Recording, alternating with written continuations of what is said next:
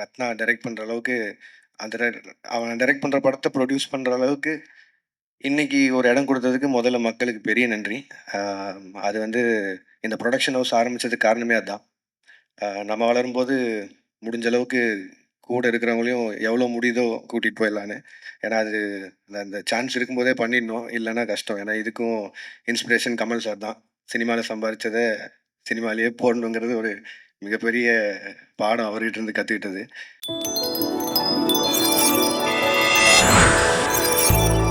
எல்லாருமே ஃப்ரெண்ட்ஸ்.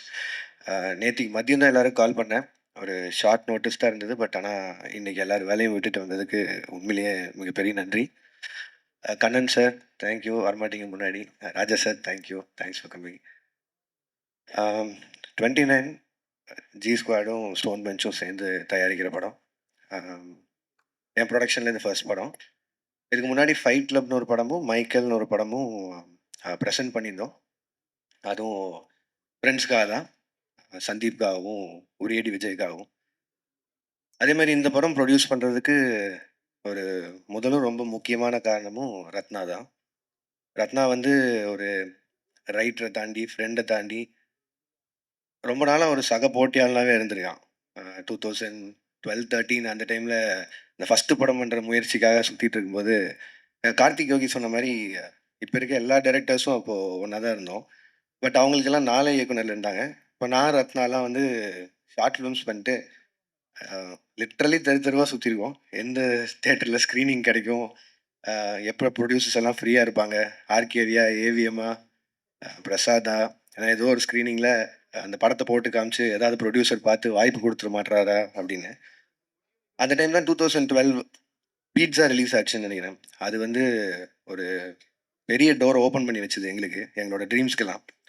அது நான் மட்டும் இல்லை, இன்னைக்கு இருக்கிற நிறைய டைரக்டர்ஸ்க்கு அது வந்து மிகப்பெரிய ஒரு டோர் ஓப்பனிங்காக இருந்தது அந்த படம்.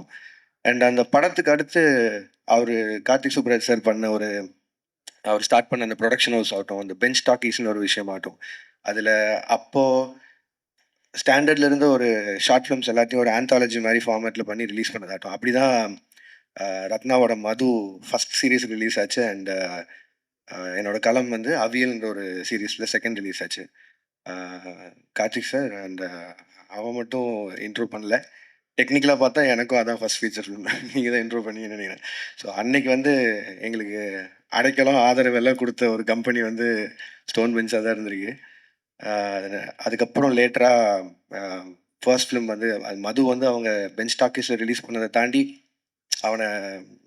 அவனோட டெபியூவை அவங்களே பார்த்துக்கிட்டு அதை மேயமானுக்கு ஃபீச்சர் ஆக்கி ரிலீஸ் பண்ண விட மாட்டோம்.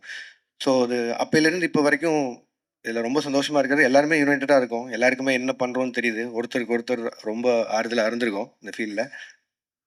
இப்போ கட் பண்ணால் அதே ஸ்டோன் பெஞ்ச் கூட ஒரு ப்ரொடக்ஷனில் டைப் பண்ணி ரத்னா டைரக்ட் பண்ணுற அளவுக்கு அந்த அவன் டைரக்ட் பண்ணுற படத்தை ப்ரொடியூஸ் பண்ணுற அளவுக்கு இன்னைக்கு ஒரு இடம் கொடுத்ததுக்கு முதல்ல மக்களுக்கு பெரிய நன்றி. அது வந்து இந்த ப்ரொடக்ஷன் ஹவுஸ் ஆரம்பித்ததுக்கு காரணமே அதுதான். நம்ம வளரும்போது முடிஞ்ச அளவுக்கு கூட இருக்கிறவங்களையும் எவ்வளோ முடியுதோ கூட்டிகிட்டு போயிடலான்னு. ஏன்னா அது அந்த சான்ஸ் இருக்கும்போதே பண்ணிடணும், இல்லைன்னா கஷ்டம். ஏன்னா இதுக்கும் இன்ஸ்பிரேஷன் கமல் சார் தான். சினிமாவில் சம்பாதிச்சதை சினிமாலேயே போடணுங்கிறது ஒரு மிகப்பெரிய பாடம் அவர்கிட்ட இருந்து கற்றுக்கிட்டது.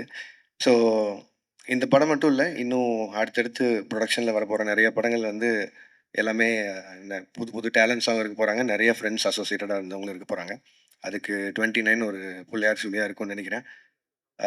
என்னோட படங்களுக்கு நீங்கள் கொடுத்த ஆதரவு மாதிரியே இந்த படத்துக்கும் இந்த இந்த இந்த ப்ரொடக்ஷனில் வர ஃபர்ஸ்ட் படத்துக்கும் உங்களோட ஆதரவு தருவீங்கன்னு நம்புகிறேன்.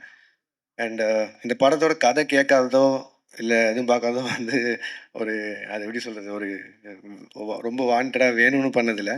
எனக்கு வந்து ரத்னா வந்து இன்னுமே ரெஸ்பான்சிபிளாக ஃபீல் பண்ணோம். நான் அவனை இவ்வளோ குருட்டுத்தனமாக நம்பினா அவன் இன்னும் பயந்து ஒன்று பண்ணுவாங்கிற ஒரே ஒரு நம்பிக்கையில் தான். நான் இப்போ வரையும் படமும் பார்க்கல, கதையும் கேட்கல.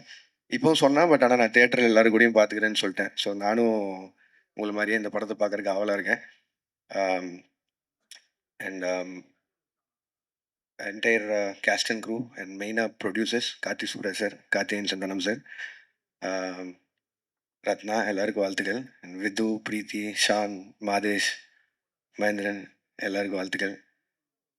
படம் மே 8 ரிலீஸ் ஆகுது. தியேட்டரில் பாருங்கள். உங்கள் விமர்சனங்களுக்கு வெயிட்டிங் அண்ட் நல்லா இருந்தால் ஒரு 4 பேரை பார்க்க சொல்லுங்கள். அதுக்கு முன்னாடி ரிலீஸ் ஆகிற கரை படத்துக்கும் அண்ட் பின்னாடி ரிலீஸ் ஆக போகிற கருப்பு படத்துக்கும் சேர்த்து வாழ்த்துக்கள். And RJ பாலாஜன், thank you for coming and thank you for the clarification also. And நன்றி, வணக்கம். தேங்க்யூ.